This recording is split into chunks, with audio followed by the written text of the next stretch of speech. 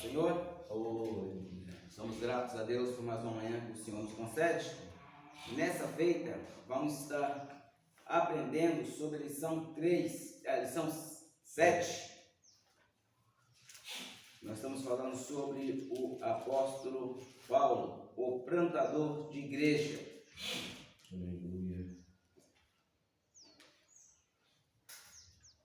Amados, nós já falamos 6 lições sobre o apóstolo Paulo. Me permitam tirar essa máscara? Já falamos 3 lições, 6 lições, e hoje nós vamos ver o apóstolo, ou Paulo, o plantador de igreja. Nós temos que entendermos que o chamado de Paulo, no capítulo 7, no capítulo 9, de Atos dos Apóstolos, ele, encontrando com o Senhor Jesus ali no caminho de Damasco, o Senhor lhe disse, que duro era para ele recalcitrar contra os aguilhões, e também ordenou a ele que entrasse na cidade de Damasco, na rua direita, na casa de Judas, e que ali lhe diria o que havia de fazer. Aí a Bíblia diz que o Senhor apareceu em visão a um certo discípulo chamado Ananias, e disse a Ananias para que fosse até a casa onde Paulo estava. Ananias, com certeza, questionou ao Senhor sobre o que já ouvia falado de Saulo, que era um perseguidor, e ali ele estava com carta para prender, carta para levar os irmãos amanietados para serem julgados em Jerusalém. E ele questionou o Senhor: mas eu tenho ouvido tantas coisas desse moço.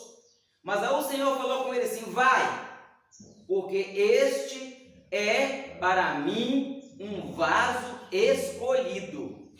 Irmãos, para falar de vasos, quando alguém, principalmente mulheres, vamos dizer da minha esposa, quando ela entra num supermercado que tem flor, ela some.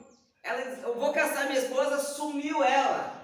Ela está lá naquela floriculturazinha que tem em alguns supermercados, e ali ela está lá, olhando uma orquídea, olhando uma azaleia, olhando uma suculenta, E às vezes elas falam assim: mas que planta linda, Aos olhos da mulher, a planta às vezes é linda. Nós olhamos para a planta, Que é isso? Algumas realmente são bonitas, mas tem umas que tem, irmão Joaquim. A gente olha para aquilo assim e fala: que beleza que tem nisso que a gente não consegue ver, Ou seja, ela está fazendo uma escolha de qual planta ela quer enfeitar a nossa casa. E está muito bem. E uma casa com plantas fica uma casa mais alegre, Agora, ela chegou ali, entre tantas, às vezes ela está à procura de uma específica, certo? E às vezes ela está à procura de uma promoção, de uma flor que esteja mais barata. No caso do apóstolo Paulo, ele era um vaso escolhido. Deus, ele sabia que Paulo tinha o conhecimento ou a formação teológica para expandir ou explodir a igreja daquela época. Os discípulos, os outros discípulos, todos tinham seus chamados, todos eram capacitados pelo Senhor, mas com um detalhe: eles se retinham a pregar para o povo hebreu, a descendência de Abraão.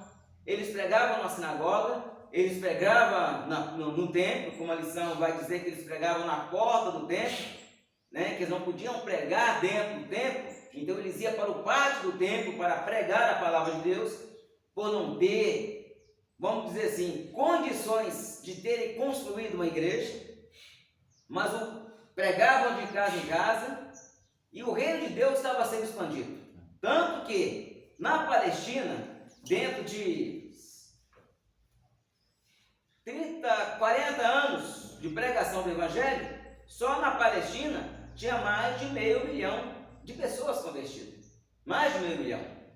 Ou seja, dentro de 60 anos, o mundo daquela época havia sido evangelizado. E quando Deus escolheu Paulo, Deus viu que Paulo tinha uma característica especial. Primeiro, ele falava vários idiomas. Segundo, ele tinha um conhecimento literário da época. Terceiro, ele tinha o conhecimento da Torá. Ele, inclusive, a nossa lição vai dizer que ele fez um seminário no deserto. O que é um deserto?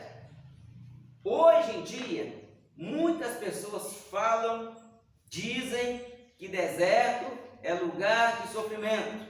Mas eu sempre falei, continuo falando e vou continuar falando futuramente, que deserto é um local onde Deus cuida. Prepara, né? Deus ali, ele prepara a pessoa no deserto.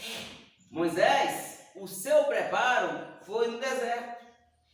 Quando Moisés teve que fugir da presença de Faraó, que ele havia matado o Egito, ele foi para a região de Midian. Ele teve que praticamente atravessar o deserto.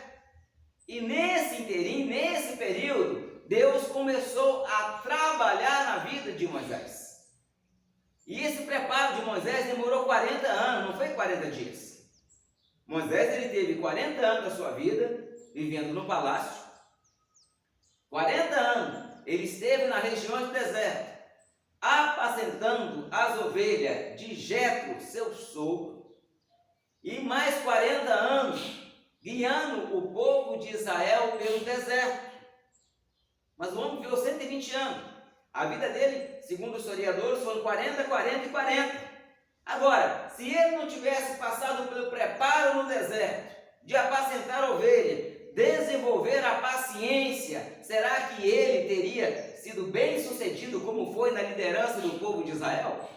Né? É uma pergunta que nós temos que fazer e a resposta é não. Ele não teria sido bem sucedido, porque enquanto você está passando pelo deserto, você está sendo moldado, você está sendo aferido, medido, né?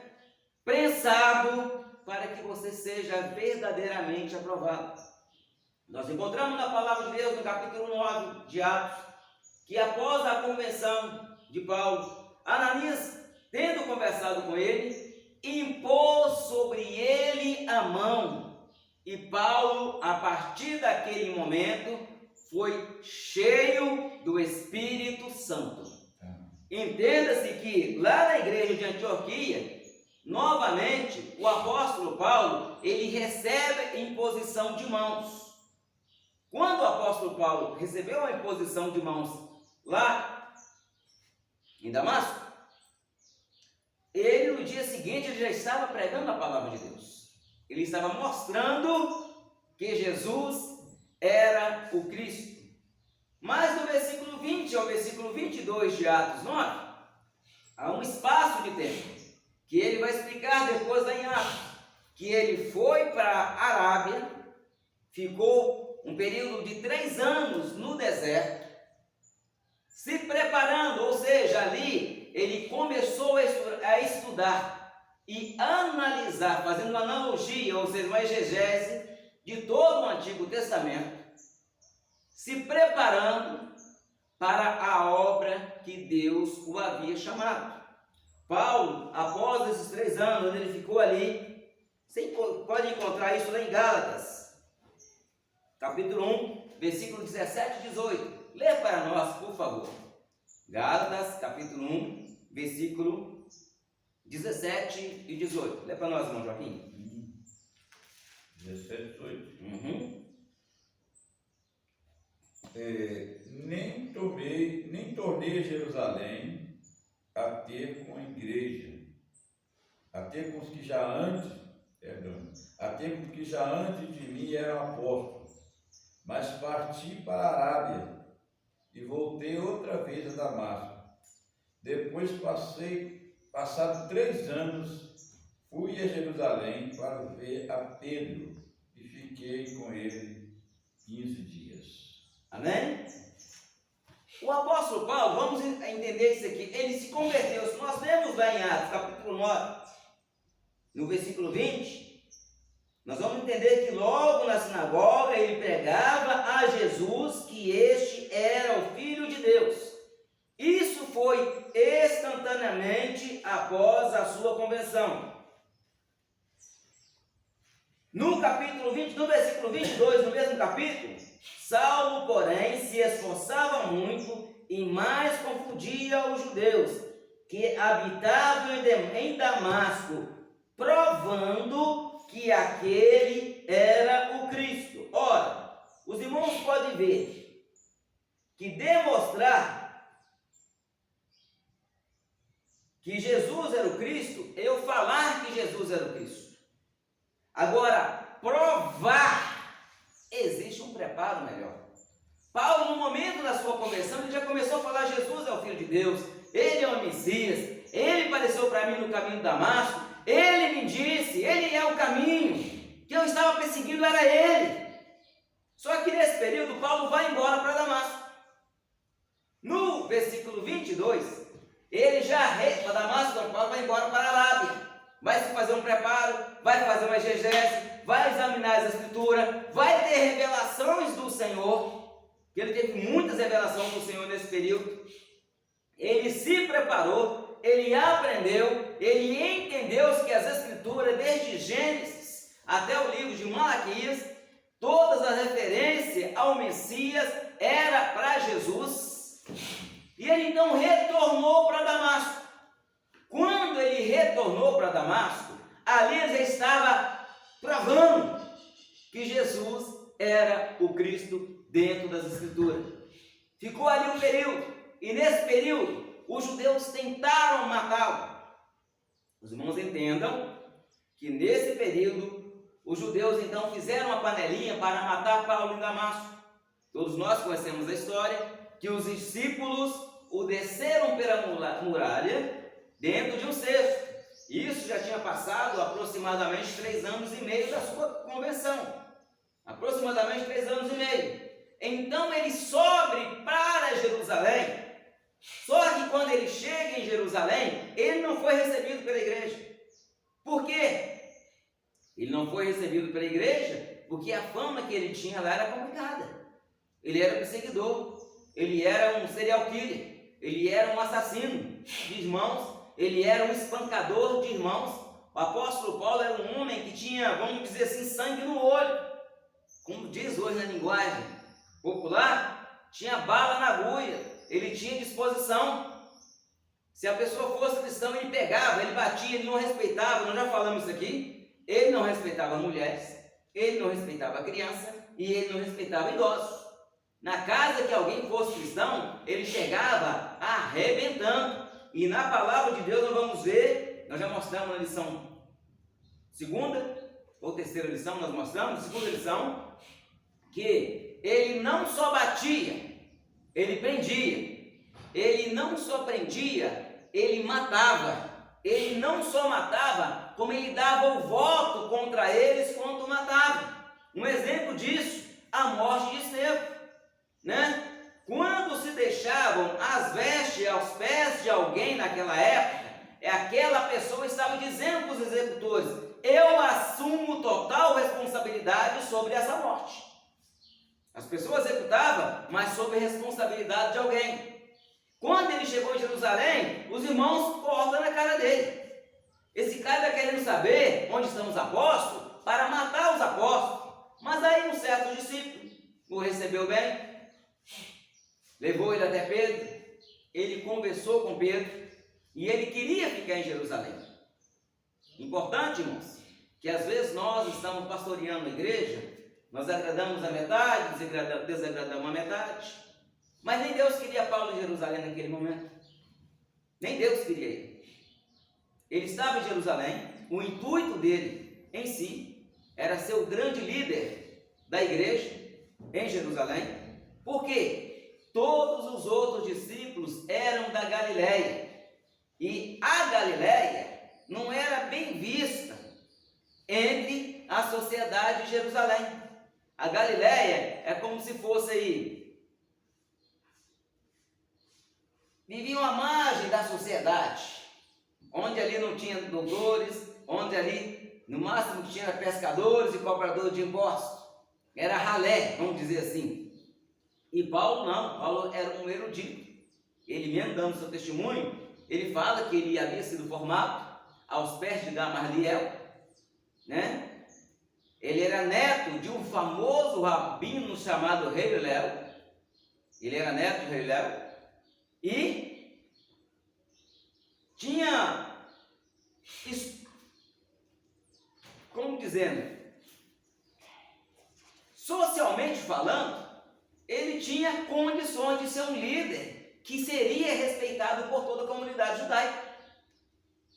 Então, o intuito dele, olha, eu sou formado, falo X idioma, né? Sou fariseu, de fariseu. Automaticamente, a minha postura lá vai ser muito maior que a de Pedro, que era pescador, né? A minha posição lá vai ser melhor que a de João também, que era pescador. Esse era o intuito dele. Mas quando ele chegou em Jerusalém, ele disse, lá no seu testemunho de Atos, que o próprio Deus falou para ele sair da cidade, porque no período que Paulo estava na cidade, a igreja sofreu muitos problemas, porque por causa de Paulo a perseguição aumentou. O Espírito Santo mandou ele sair da cidade, ele não saiu. Mas ele não era um vaso escolhido. Mas ainda não tinha chegado a hora. Irmãos, nós temos que entender que mesmo uma pessoa sendo chamada, capacitada por Deus, tem a hora certa de Deus usá-la para fazer a sua obra. Não adianta alguém chegar e falar, olha, eu fui chamado para ser pastor. Igual já aconteceu com um amigo meu, ele foi visitar uma igreja aí, no monte, um movimento de igreja no monte. Chegaram lá, derramaram azeite na cabeça dele e falou que a unção dele era pastor. Ele chegou brigando com o pastor da igreja. Não, eu agora sou pastor, tenho que ficar em cima, porque eu recebi a unção. Irmãos, não é assim. Deus pode ter te chamado, Deus pode ter te capacitado para uma obra específica, mas para tudo tem o tempo de Deus, certo? Tudo no tempo de Deus. Se você tentar ajudar a Deus, você vai causar um problema grande. Podemos dar um exemplo disso na Bíblia? De alguém que tentou ajudar a Deus? Quando Abraão tinha 75 anos de idade, Deus prometeu ele um filho. Ele teve um filho? Não. O filho foi vir 25 anos depois. Passa 10 anos, nada, o homem já estava com 85 anos. E Deus havia prometido um filho. Rapaz, o homem de 85 anos acreditar que vai ter um filho, ele tem que ter muita fé mesmo. Tentemos, Joaquim, sejamos sinceros. Tem que ter muita fé. Porque o corpo não responde mais. Uma mulher de agora 90 anos ter um filho, tem que ter muita fé. Os costumes das mulheres já passaram, o seu ciclo já encerrou. Tem que ter fé. Agora, a irmã Sara chega para o irmão Abrão e fala com ele assim, olha, eu estou velha, eu não tenho mais chance nenhuma de ter filho. Deus prometeu, não prometeu? Prometeu. Prometeu que o filho será seu, mas Deus não falou que o filho será meu. Pega a minha serva Agar, novinha, bonitinha, né? Aí quem sabe Deus faz um milagre, você consegue engravidar ela? Sejamos sinceros. E Deus fez um milagre, Abraão engravidou Sarai. Mas o plano, a promessa de Deus, Agar, Abraão engravidou Agar, Sarai vem depois. Abraão engravidou Agar. Mas aquilo foi bênção? No princípio foi. Quando você tenta agradar a Deus, tudo é maravilha. Mas quando chega na hora de Deus cumprir a promessa, aquilo vira um problema. Passaram-se mais 9 anos. 85 mais ou menos que eu falei, né? Então passaram 14 anos. Aí, um belo dia, lá vem Deus bater o papo com Abraão pessoalmente. A Bíblia diz que o Senhor e mais 2 anjos veio conversar com Abraão. E quando o Senhor veio conversar com Abraão, ele falou assim, olha, dentro de 1 ano, eu voltarei a ti. E Sara, tua esposa, te dará um filho. dentro de um ano. 3 meses depois que Deus foi ali, Sarai engravidou. E agora? E o outro filho? A ajuda de Deus causou um problema muito sério. Primeiro, com essa ajuda que eles tentaram ajudar a Deus, agora a outra começava a zombar de Sarai que estava grávida. Sarai não aguenta aquilo, fica revoltada. O menino está na adolescência, começa a contar Sarai, porque a Sarai era antes, o nome dela foi mudado, porque ele, o primogênito, teria direito à herança. E perante a lei, naquela época seria. Mas o filho da promessa era Isaque. Isaque então nasce. E quando nasce Isaque, imagina qual foi o tormento na vida entre Agar e entre Sarai, entre Ismael e entre Isaque. E Abraão ali no meio. Aí chega um momento que a Sara chega, ela deu a ideia para ele ficar com a serva, com Agar. Agora ela chega para Abraão e fala assim: pega esse filho e a serva e manda embora. Eu não quero eles mais aqui. Imagina o pai colocar um filho adolescente para fora de casa. O problema que foi, às vezes nós lemos ali, glória a Deus, Deus cumpriu a promessa na vida de Isaac. Irmãos, pensa você como pai, em pegar o seu filho de 14, 15 anos e enxotar ele para fora de casa, afastar ele de você. É doído, não é agradável. Então, ajudar a Deus não adianta nada.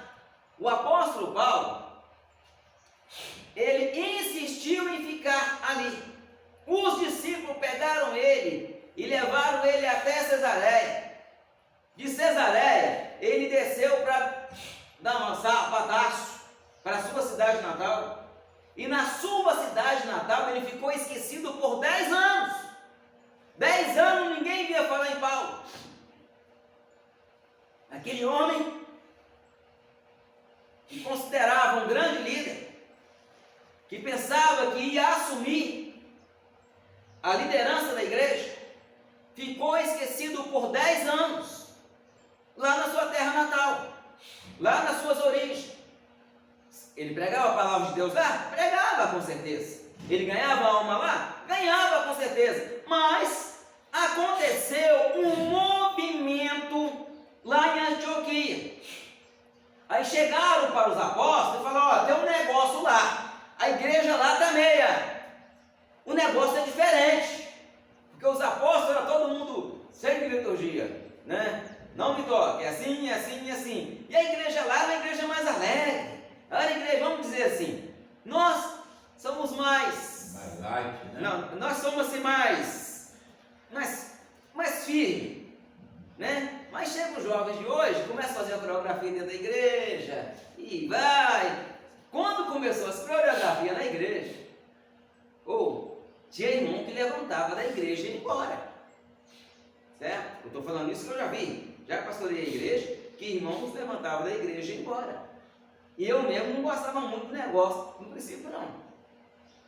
Mas aí tive que conversar com as irmãs de dança, orientar para uma veste mais bem composta, que no princípio as vestes não eram tão bem compostas como hoje, né? A maioria das vestes era transparente e a irmã estava selada por baixo. Aí nós tivemos que chamar as irmãs, conversar, orientar: olha, vai fazer? Vai. Então usa outra coisa debaixo desse trem, que não, vocês estão dançando lá, os irmãos estão pegando. Aí foi atendido e hoje é uma benção, né? Muitos crentes saíram da igreja e embora. Aí o movimento estava diferente, então mandaram Barnabé ir lá para ver o que estava acontecendo. Barnabé, irmãos, era o melhor crente que tinha em Jerusalém. Era um crente que não tinha problema com ninguém. Era um crente, não era um crente sem besteira, mas era um crente que todo mundo aplaudia, todos os seus atos eram louvados. Só que Barnabé, antes dele ir, a Bíblia fala que ele lembrou de Saulo. Agora eu creio que foi o Espírito Santo que fez ele lembrar de Saulo, porque Saulo estava chegando a hora dele. Então ele foi até Tarso, procurou por Saulo, encontrou Saulo, chamou Saulo para o acompanhar na obra até Antioquia. E chegando em Antioquia, olha o texto da nossa lição aqui, olha. Nossa leitura diária. Leitura bíblica em graça. Do Atos capítulo 13.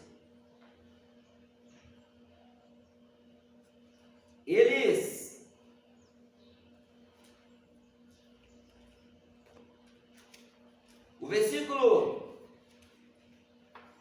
3. Atos capítulo 13, versículo.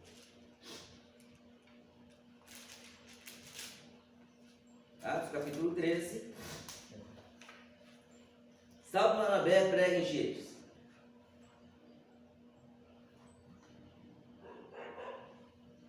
E servindo eles ao Senhor, jejuando, disse o Espírito: apartai-me a Barnabé e a Saulo. Versículo 2, desse capítulo 13. Para a obra que eu os tenho chamado. Quando eles chegaram ali, olharam a situação, olharam o contexto, viu que aquilo ali era Deus. Os irmãos eram um pouco mais movimentados, né? Às vezes cantavam batendo palma, gingando, e aquilo é o Espírito Santo, a igreja afetiva. E todos que chegavam naquela igreja não queriam sair mais, que era uma igreja receptiva. Nisso, Barnabé então informa para Jerusalém: não, isso é de Deus, diga para aquilo não, o negócio aqui era bom. E continuaram ali. Aí um belo dia, a lição já fala que havia ali vários profetas e doutores, homens de conhecimento da palavra de Deus. Aí o Espírito Santo chega ali e fala: olha, aparta para mim Barnabé e a Saulo para obras que eu os tenho chamado. Lembras que Ananias, lá no livro capítulo 9, impôs a mão sobre Saulo?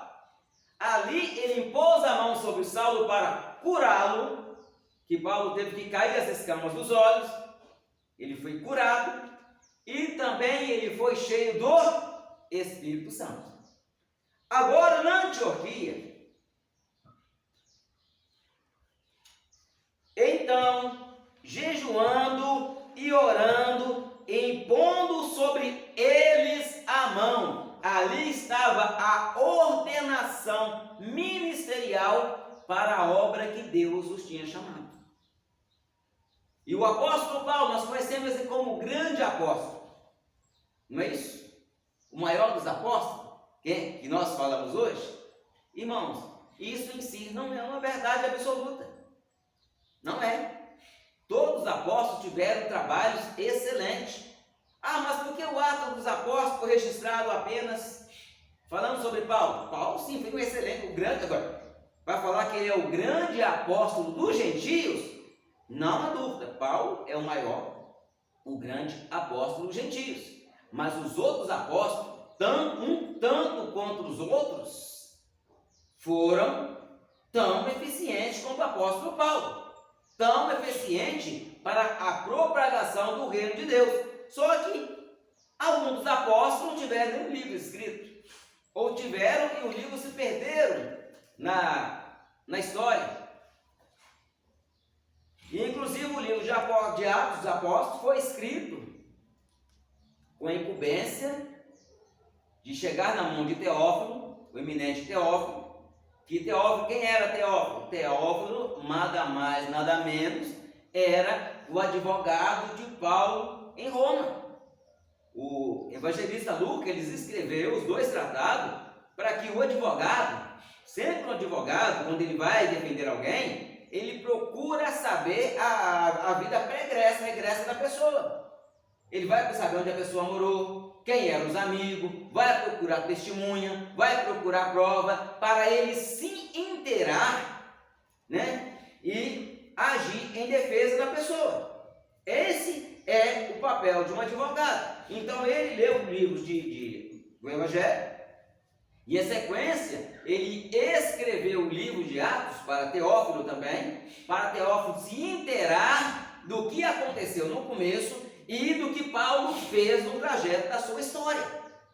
Esta era a missão de Teófilo. Então a missão de Lucas escrever o livro de Atos, após a conversão de Paulo, ele fala alguma coisinha de Pedro e direciona todo o livro em defesa do apóstolo Paulo.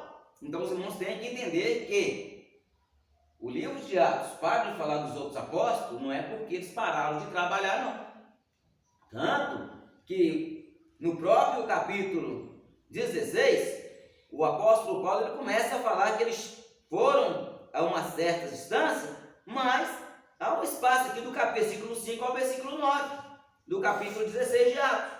Você vai entender que eles iam para uma certa região pregar a palavra de Deus e o Espírito Santo não permitiu que eles fossem. Por que o Espírito Santo não permitiu que ele fosse? Né? Vamos ver para os irmãos entenderem, vamos ver aqui, ó, do versículo, vamos ler do 5 até o versículo 8, do Atos 16, diz assim a palavra de Deus: de sorte que as igrejas eram confirmadas na fé, e cada dia crescia em número. Isso aí, um relato. E passaram pela Frígia, pelas províncias da Galácia, e foram impedidos pelo Espírito Santo de anunciar a palavra na Ásia. Por que eles foram impedidos pelo Espírito Santo de anunciar a palavra na Ásia? Às vezes, irmão Joaquim, nós, como cristãos, nós analisamos que se alguma coisa está impedindo nós de pregar a palavra de Deus, nós queremos colocar a culpa no diabo. Às vezes, nós atribuímos, mas a Bíblia diz claramente que eles foram impedidos de pregar a palavra na Ásia. Por que eles não podiam pregar na Ásia? Porque na Ásia já havia um apóstolo que estava pregando lá. Qual apóstolo estava pregando na Ásia? João. João ele estava na Ásia nesse período, pregando a palavra de Deus. Por isso que o Espírito Santo falou: não precisa vocês ir para a Ásia, não. Tem alguém pregando lá, vão para outro canto. Aí eles então, e quando chegaram à missa, intentaram ir para Betínia, mas o Espírito de Jesus não permitiu. Por que o Espírito de Jesus não permitiu? Porque Bartolomeu estava pregando lá. Bartolomeu estava pregando nessa região. E o trabalho estava sendo feito. Olha a sequência. E tendo passado por Mísia, desceram para Troade. Agora o que deu aqui, ó. E Paulo, de noite, teve uma visão em que se apresentava um varão da Macedônia e lhe rogava, dizendo: passa a Macedônia e ajuda-nos. Ali o Espírito Santo estava direcionando para onde eles deveriam ir.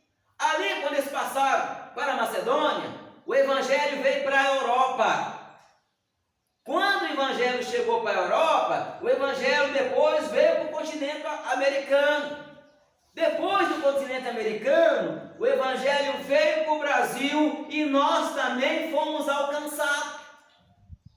Porque Deus já direcionou o apóstolo Paulo com uma direção específica. Não adianta ele pregar onde já havia apóstolos pregando. Então vai para a Macedônia. E da Macedônia, vocês foram para a Europa, foram para a Itália e pregaram a palavra de Deus. E o Evangelho foi andando, passa anos e passa anos, o Evangelho invade outros continentes. E passa anos, o Evangelho chegou no Brasil. E com o passar dos anos, nós também fomos alcançados por esse Evangelho. Graças a essa visão em que o apóstolo Paulo teve: passe a Macedônia e ajude-nos. Amém? Ali o Espírito Santo estava direcionando ele: vai para tal direção, pregar a palavra de Deus. Voltando lá para a igreja de Antioquia. Quando o apóstolo Paulo, que é o grande apóstolo, a sua primeira viagem missionária, Paulo não era o titular. Nós pregamos, Paulo fez as 3 viagens missionárias, fez, mas em uma delas, a primeira, Paulo não era o titular. É difícil até para nós entender Paulo como segundo dirigente. Já pensou em Paulo como segundo dirigente? Já pensou, meu Joaquim? Chegou a pensar nisso? Mas chegou a pensar mesmo? É porque o povo acha que eu tenho medo dele, né? Vai ficar com o segundo do outro. Né? Não, mas às A vezes. sabedoria que ele tinha, né? Aí nós ficamos. Mas por que Paulo foi o segundo? É porque o outro já estava no lugar, já estava fazendo Paulo obra, foi o né? segundo dirigente de Barnabé. Paulo era, vamos dizer aqui numa linguagem mais cinematográfica, Paulo era coadjuvante, que fala, né? Era coadjuvante de Barnabé. Barnabé ia, tomava frente, e Paulo sempre apoiando, e a obra de Deus era feita. Aí, de repente, encontraram com um procônsul. Esse procônsul queria ouvir a palavra de Deus. Olha, irmãos, saber a hora de falar. Aí o procônsul começou a querer ouvir a palavra de Deus. E tinha um homem chamado Elimas, que era seu encantador, vamos dizer assim, um feiticeiro. E esse feiticeiro, quando eles pregavam o procônsul, o feiticeiro fazia de tudo para distorcer a palavra que eram pregadas. Fazia de tudo. Aí, de repente, o apóstolo Paulo chega para esse Elimas e o repreende e ordena que ele fique cego.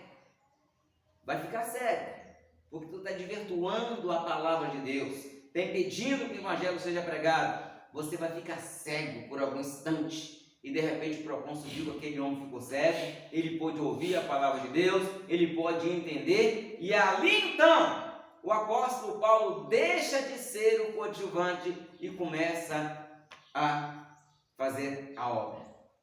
Depois separam-se. Barnabé vai para um lado, Paulo vai para o outro. Ainda vai Paulo agora como primeiro dirigente, tendo como seu auxiliar Silas. Vão para a região de Filipos. E o apóstolo Paulo, irmãos, ele se defende, dizendo que mesmo ele sendo um prisioneiro de Cristo, ele não deixou de pregar o evangelho. Paulo era plantador de igreja. O que é plantar igreja? Aonde que ele chegava, ele falava da palavra de Deus. Paulo, ele falava da palavra de Deus, ele falava do evangelho nas sinagogas. Alguém lê para mim Atos 13, versículo 5. Ele pregava em sinagoga. Abre para nós. 13. Atos 13, versículo 5. E chegado a Salamina, anunciavam a palavra de Deus na sinagoga. Olha, ele pregava a palavra de Deus na sinagoga. Agora ele pregava também nas casas. Vem para nós Atos 20 e 20. Ele pregava também nas casas. Não era só na sinagoga. Sinagoga, vamos dizer que era uma congregação. O templo sede de Jerusalém e a sinagoga era as congregações espalhadas por todo mundo. 20 e 20. 20 e 20. E como nada que útil seja, deixei de vos anunciar e ensinar publicamente pelas casas. Ele pregava nas casas e também ele pregava nas cidades. Vê para nós Atos 14, versículos 6 e 7. 14, Versículos 6 e 7. 6 e 7. Sabendo eles, fugiram para Listra e Derbe, cidade de Licaônia, e para a província circunvizinha. E o 7, leu o 7 também? 7, né? E ali pregavam o evangelho. E ali ele pregava o evangelho. São todas as cidades que ele passava, ele pregava. Mas o apóstolo Paulo tinha um objetivo e um propósito. Qual que era o propósito, Paulo? Está escrito em Romanos, capítulo 1, versículo 16. Era não se envergonhar do evangelho. Olha para nós aí. Romanos 1, 16. 1, 16.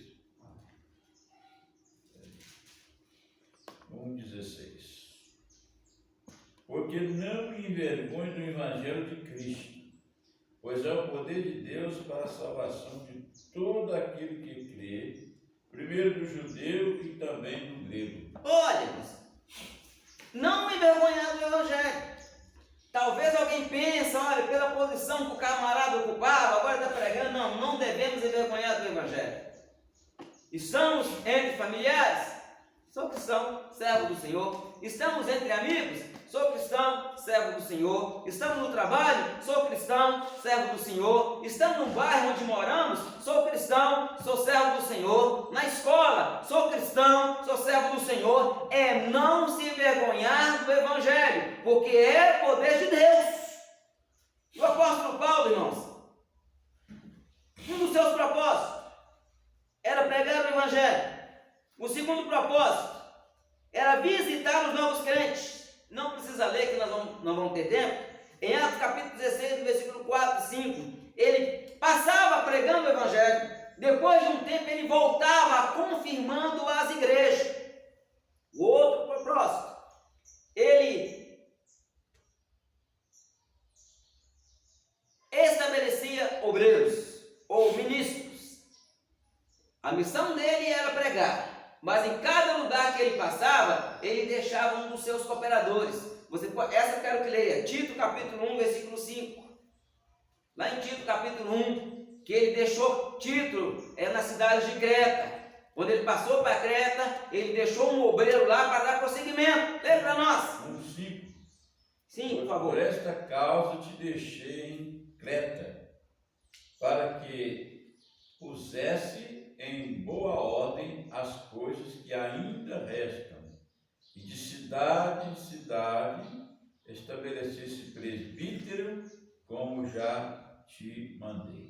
Ora, por essas causas te deixei em Creta, para que de cidade em cidade estabelecesse presbítero, ou seja, ele chegava nas igrejas, era como se fosse um pastor regional, vamos dizer assim.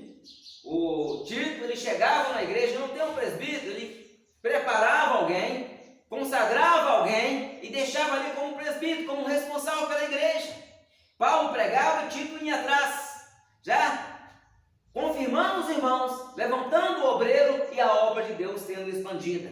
E ele, irmãos, e o cristianismo, a princípio, o cristianismo não era uma religião bem aceita. Como assim? O Evangelho, para o Império Romano, ele era tido como uma ligação, uma ramificação, do cristianismo. O imperador então olhava para o cristianismo apenas como um caminho, ou a seita dos nazarenos, como se fosse uma ramificação do judaísmo. Aí depois que eles entenderam que o cristianismo era além de uma ramificação, aí o negócio ficou estreitado. Aí a perseguição ficou acirrada contra os cristãos. Que até então, os cristãos eram perseguidos apenas pelos judeus. Aí depois que os romanos descobriram que era uma outra religião, que não era só uma ramificação, o cristianismo foi taxado como uma religião ilícita, ou seja, uma religião ilícita no Império Romano. Isso aconteceu até por meado do ano 315 e 320, que quando a igreja passou a ser a religião oficial do Império Romano. E o apóstolo Paulo, irmãos, ele pregando a palavra de Deus, ele não concorria com ninguém. Sabia disso, irmão? Que tem pessoas que concorrem. Fulano pregou, eu tenho que pregar melhor que o fulano. Fulano falou bonito, eu tenho que falar mais bonito que o fulano. Mas não pode. O apóstolo Paulo estava preso, estava enquadrado, engaiolado, preso. Aí alguém passa pregando a palavra do Senhor. Melhor, antes dele preso, olha o nosso primeiro versículo da nossa lição. O nosso textuário. Eu plantei, Apolo regou, mas Deus dá o crescimento. Ele passou pregando a palavra de Deus. Paulo não tinha ganhado Apolo para Jesus, não, irmãos. Paulo nem conhecia Apolo nessa época ainda não. Ele passou por Corinto e pregou a palavra de Deus.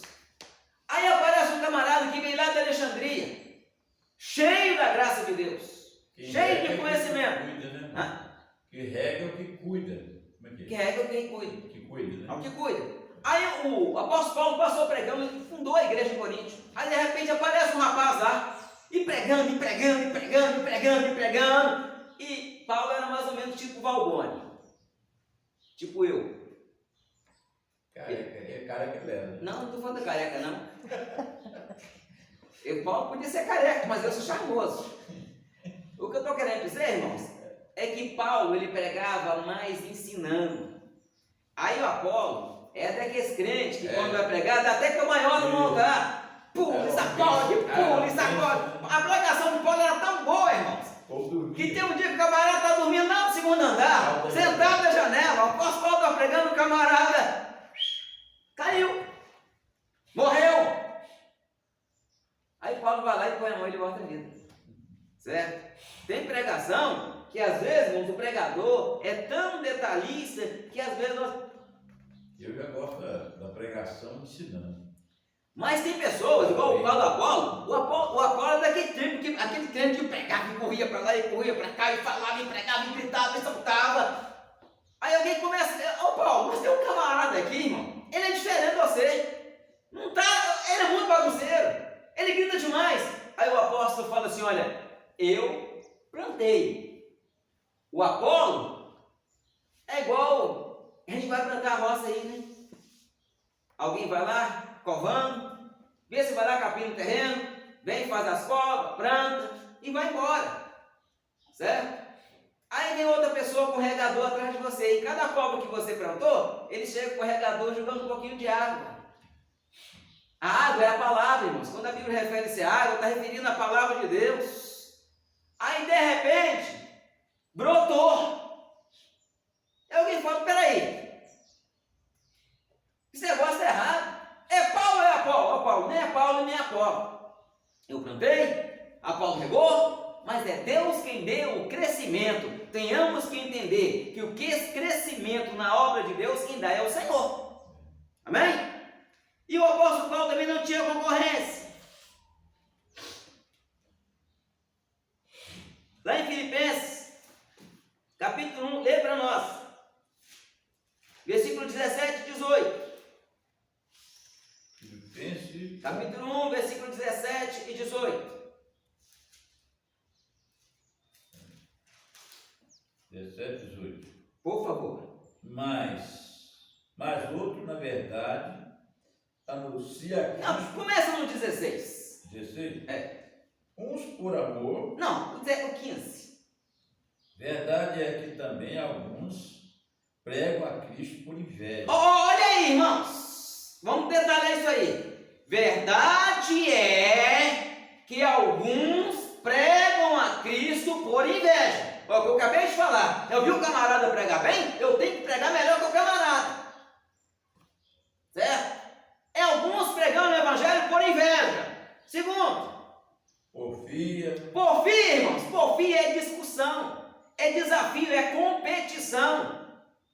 É eu querer competir pregando o evangelho. Outros de boa mente. Outros de boa mente. Pregando que Jesus é o Salvador. É o evangelho que eu prego. Cristo salva, cura, liberta, batiza com o Espírito Santo e leva para o céu. Tenho certeza do que está falando. Outro. Uns por amor. Irmãos, por amor, irmãos. Irmãos, a pessoa que já viu esse pregador que pregam chorando?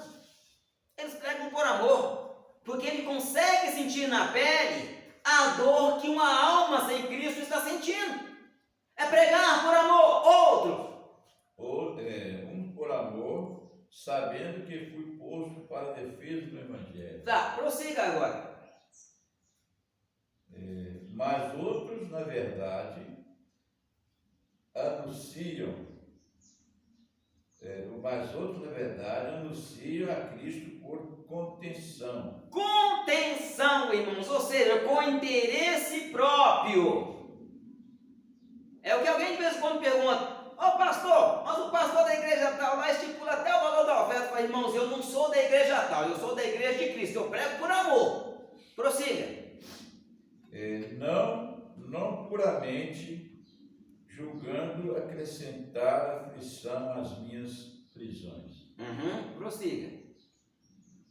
Mas que importa, contanto que Cristo seja anunciado de toda maneira e com fingimento ou em verdade. Nisto me regozijo e me regozijarei ainda. Irmãos, o que ele quis dizer aí? Uns pregam e todos por amor, por dinheiro, por aparecer, por competição, por briga interna. Aí eu não gostei do irmão Joaquim, eu vou ali abrir uma igreja ali na esquina, na rua de baixo, e vou competir com o irmão Joaquim. Paulo não brigava com isso, não. Outros pregam por dinheiro, por proteção, para se aparecer. E aí, Paulo, o que você diz para nós? Paulo, o importante é que por meio de todos, Cristo está sendo anunciado. E pastor, que piedade Gerais aí? Você já falou igreja de piedade, não, né? Não, ainda não. A igreja de piedade lá tem, eles construíram primeiro, a Assembleia, né? Aí veio outro cara e comprou logo do lado, tem uma igreja do lado da Assembleia. Irmãos, do lado. O que é isso? Querer competir, irmãos. O importante, quem está certo, quem está errado. Nenhum está errado. Às vezes alguém pode até ficar bravo, mas o que eu falo é, por meio de todos, Cristo está sendo glorificado. Amém? Para nós concluirmos aqui, irmãos, a Bíblia diz que todos nós somos membros do corpo. E quando falamos de igreja, falamos de corpo. Lê para mim 1 Coríntios 12, versículo 7. 1 Coríntios 12. Versículo 7, só para nós terminarmos aqui, que o Herói já mandou parar. 12, 7. Mas a manifestação do Espírito é dada a cada um, para o que for útil. Para o que for útil. Porque a um, pelo Espírito, é dada a palavra da sabedoria. Não, dê o versículo 6 também. Acho que eu estou querendo ter no 6. Há diversidade de operações, mas é o mesmo Deus que opera tudo em todos. Mas a manifestação do Espírito é dada a cada um para o que for útil. Porque a um, pelo Espírito... Não, é até aqui mesmo. Só daqui? É só até aqui. Olha. Pois a manifestação do Espírito é dada a cada um para o que for útil. É isso que eu estava querendo. O que acontece? No corpo humano, nós somos o corpo de Cristo. Né? No corpo, qual seria o órgão mais importante? Do senhor, irmão Joaquim? Para o senhor, qual seria o órgão mais importante do corpo do senhor? Mais importante? Pastor.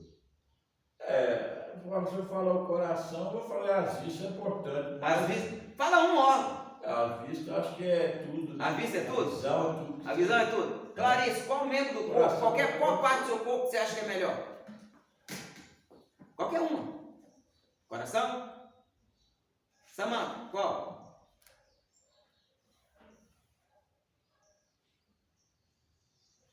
Fala uma. Ouvido? Irmãos, às vezes nós valorizamos alguns e menosprezamos os outros. Certo? Quando você olha para um rapaz, ou olha para uma moça, olha para sua esposa, qual parte do corpo delas que você menos olha? O pé. Mas seu pé não ia andar. E eu vou dar um exemplo para o senhor. O senhor, por um acaso, já observou o dedinho mindinho do pé da irmã Maria? Já observou? Que importância que ele tem? Tem. Não, qual a importância que ele tem? Apenas se tivesse o dedinho, ficava esquisito demais. Não é que ficava esquisito. A importância que ele tem para o corpo, ninguém observa. Nós olhamos aí os braços, sarado, bruto, né? Abdômen trincado, né? Peitoral, né? Um belo tupete. Eu não tenho cabelo. falando do pé, são coisas que são observadas. Aquele cabelinho com gel, né? Olhamos com a donzela, com a esposa, admiramos o corpo dela. Mas sabia qual é a importância do dedinho do pé? Ninguém quer ser, se eu perguntar qual membro você quer ser do corpo, ninguém vai querer ser o dedinho do pé. Você sabia, se você perder o dedinho do pé, você perde 75% do seu equilíbrio? É um membro do corpo que ninguém valoriza. Ninguém valoriza. No máximo do pé você pode valorizar o dedão. Os dedos da mão. O senhor estava me chamando outro dia para nós orçarmos, né? O bater passo, é isso precisa? Se estivesse faltando um dedo, eu conseguiria usar a foice? Mais difícil, né? Não ia. A hora que qualquer dos dedos, se faltar o polegar, esse aqui não segura. Se faltar qualquer um desses dedos, não vai ter firmeza. A mão não vai ficar firme. Então, irmãos, todos os membros do corpo são valiosos. Todos são essenciais. Todos são perfeitos. E na obra de Deus, todos nós somos úteis. Alguém fala, útil é o pastor, dedão, polegar. E o dedinho do pé? Às vezes é o dedinho do pé que está segurando a igreja, não é o pastor. É aquele irmão que ninguém olha. É aquele irmão que ninguém vê. É esse que mantém a igreja equilibrada. Amém? Pense nisso. Porque todos na obra de Deus são importantes. Todos na igreja são importantes. Os dedos o corpo. Todos nós somos úteis na obra do Senhor. Amém? E, por exemplo, cada dedo desse depende do outro, né? Cada dedo desse depende do outro. Cada um tem um tamanho diferente. Cada um tem o seu